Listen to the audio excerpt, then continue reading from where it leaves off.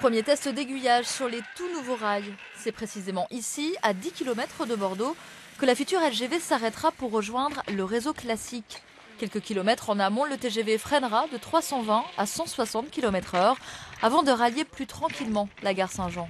Avant, vous aviez une voie qui était toute continue sur la ligne.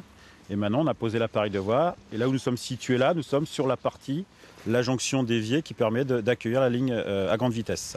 Une opération coup de poing de 24 heures en continu et chronométrée qui a bien sûr nécessité une déviation de l'ensemble des trains jusqu'à 13 heures cet après-midi.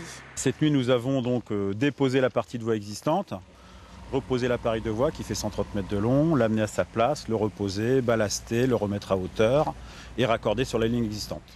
Place ce matin aux dernières finitions. Le ballastage tout d'abord, des pierres disposées le long des rails, puis compactées.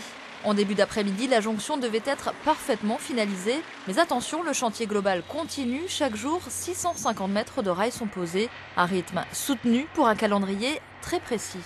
L'objectif, c'est vraiment de finir fin d'année 2015 sur l'ensemble de l'infrastructure qui est posée pour basculer en 2016 sur une année d'essai.